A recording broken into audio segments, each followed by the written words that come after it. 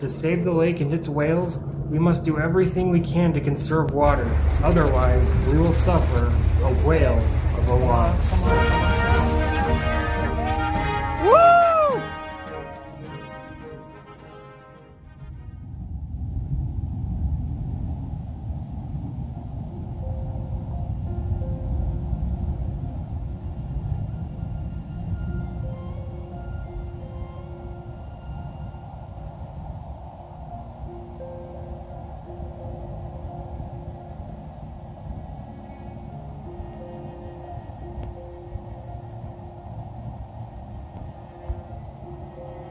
Despite heavy snow in 2023 and 2024, the Great Salt Lake is expected to reach a record low in 2026.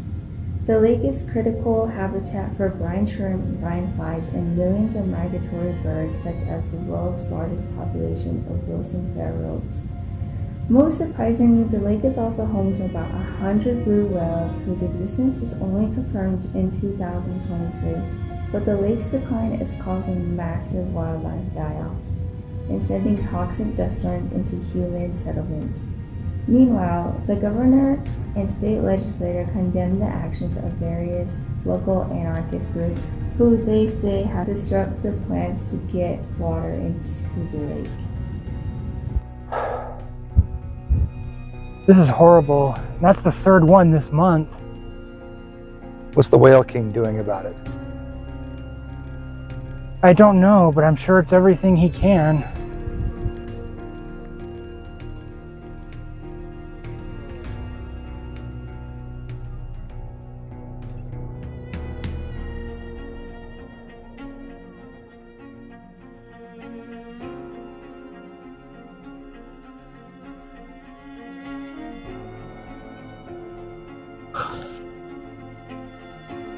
O Blue Whale King, mightiest of cetaceans, guardian of the waters of Utah, come to us in our hour of need. Help us save our Great Salt Lake.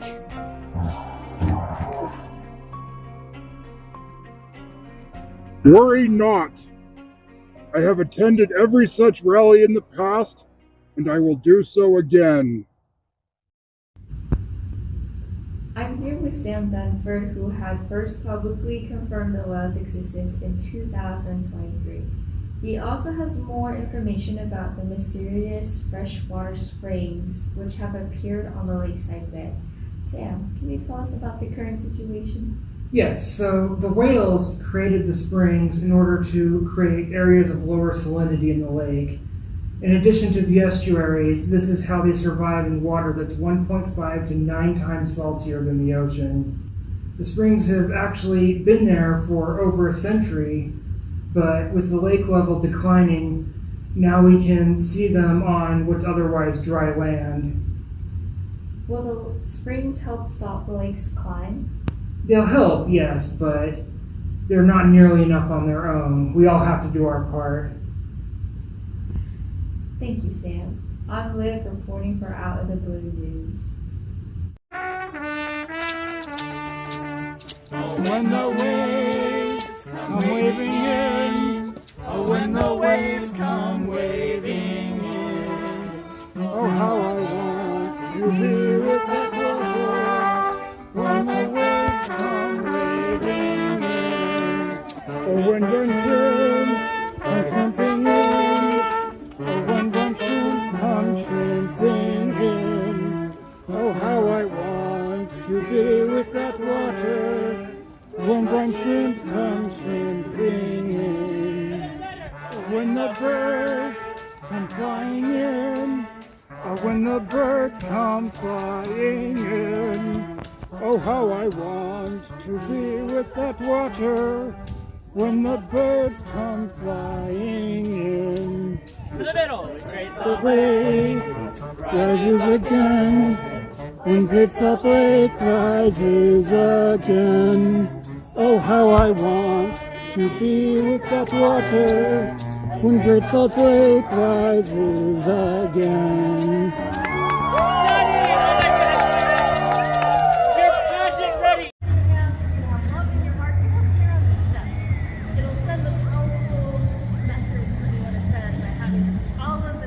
Life and love right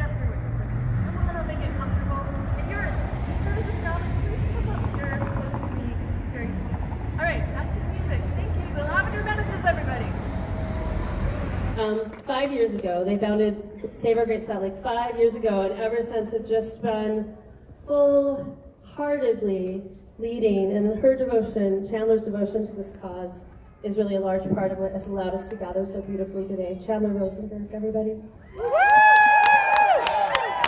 5 years ago, many of us woke up to the dying Great Salt Lake. We looked to those who already knew, turned towards the lake, and got moving. And we've come a long way since then. We built a lake-facing community. We meet as a coalition every other week and have for the past 5 years. We gather thousands of people at rallies, summits, and organizing trainings.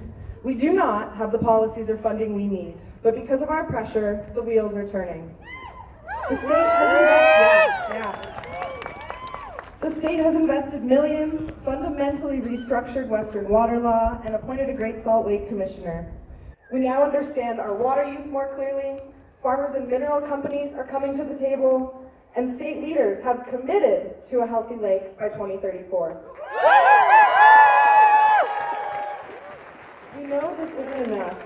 The lake remains in a very dangerous place. It's 50 degrees in December. But I've never been more hopeful because we've shifted the most important piece.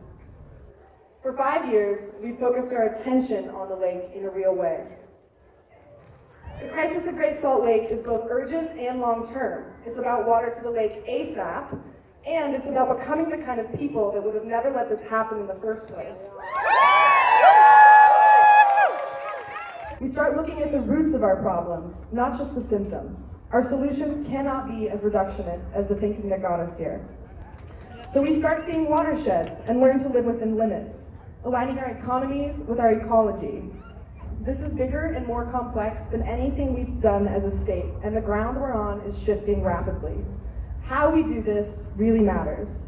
It's not us versus them, it's all of us, working together against complexity, outdated systems, and accelerating climate collapse. So let's give each other grace. We won't always agree, we're guaranteed to make mistakes, and when we do, let's stumble towards each other. This work starts with how we show up for each other. So thank you for being here today, thank you for your attention, and let's get to work. The Great Salt Lake isn't disappearing because the science is unclear. The science is settled. What is missing is our willingness to listen differently. This is not a science crisis. It's a moral one. No chart, no model, no warning will matter if we choose profit and development over restraint, relationship, and responsibility. We are told that the lake is shrinking because of drought. That is only a part of the truth. The deeper truth is extraction without restraint. Profit without responsibility. And comfort without consequences. The question has never been whether the lake can sustain us. The question has always been whether we are willing to live to honor our obligations to it. And right now, the answer that we are giving is no.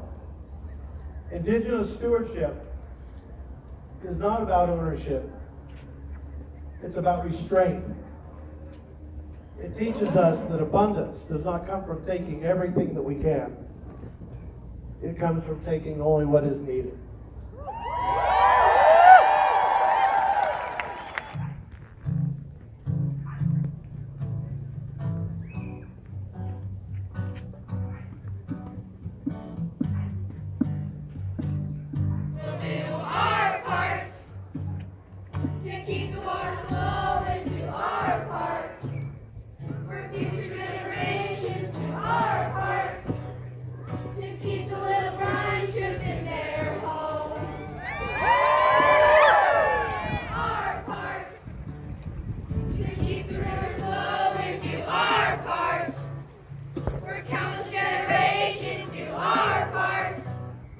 To keep the birds returning to their home.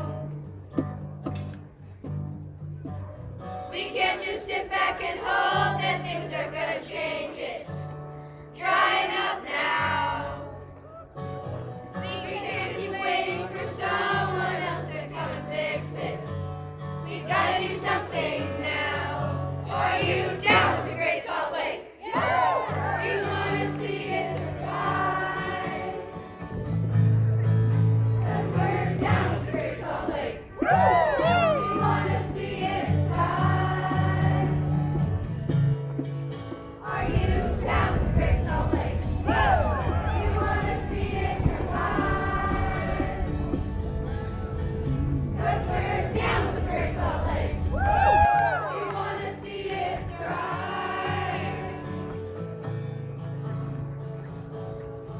will do our part to keep the water flowing, do our part for future generations, do our part to keep the little brown shrimp in their home.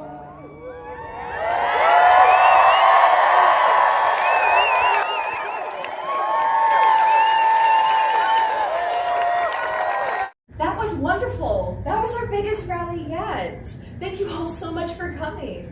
The legislature is sure to listen to us now. Welcome, Representative. How'd it go? I have some bad news.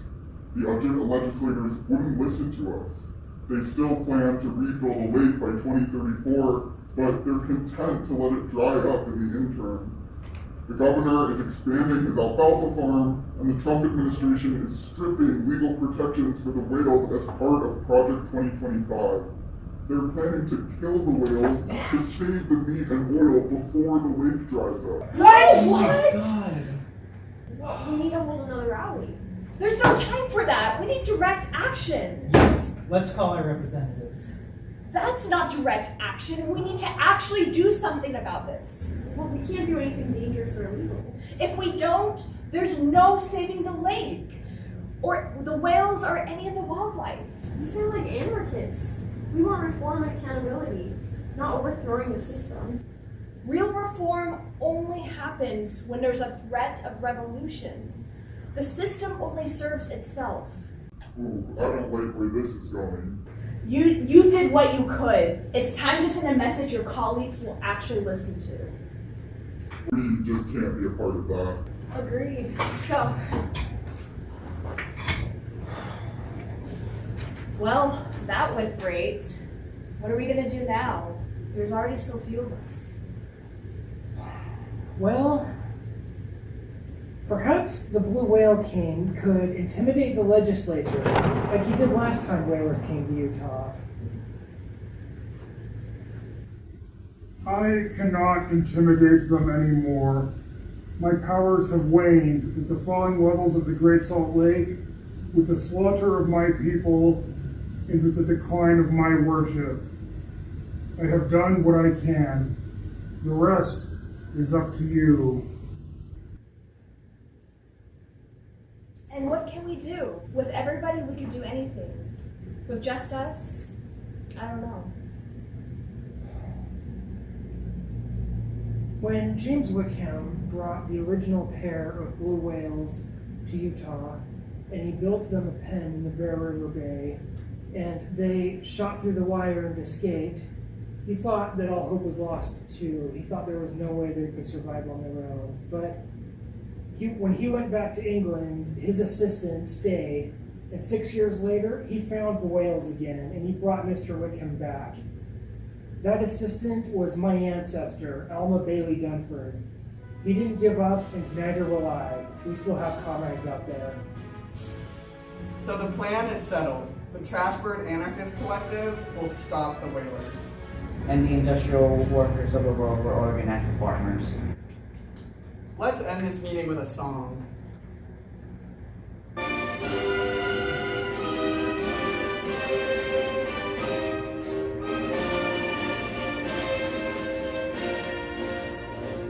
Arise, you prisoners of starvation. Arise, you wretched of the earth. For justice thunders condemnation, and there's a better world.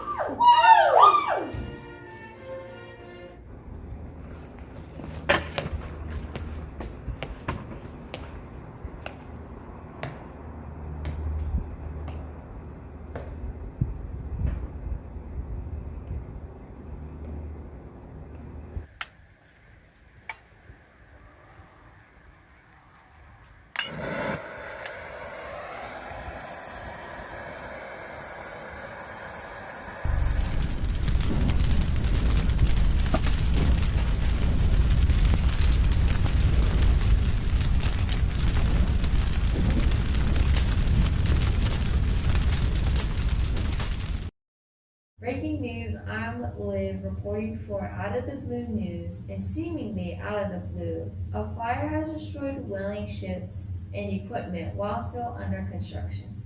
Meanwhile, a massive strike has shut down Utah's agricultural industry.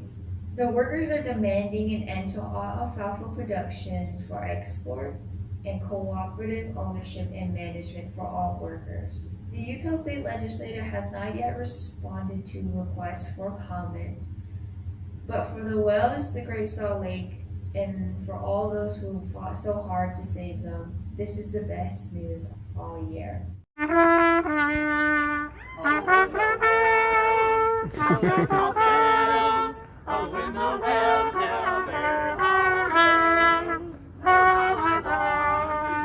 with that water. When the whales tell their tales.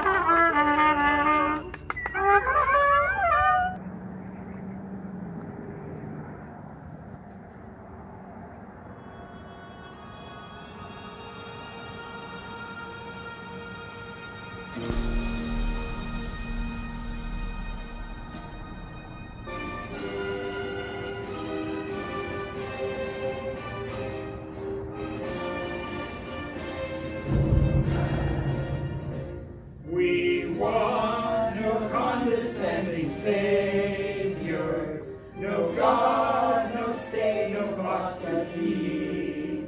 We cannot count upon their favors, for we must save ourselves from need.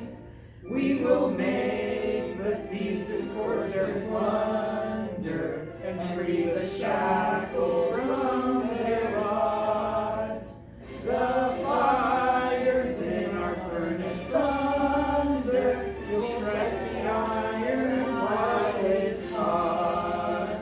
Hideous and brutal glory, the kings of mine and rail and soil. But have you heard in all their stories of how they plunder workers' toil? We will fight for the redistribution of all our labor, few by few. In striving for our restitution, we workers only take our due. Just we, the workers of the world wide, the mighty army of labor, have any right to run the planet, for the parasites never. For too long we've endured exploitation, too long we've been the boss's prey.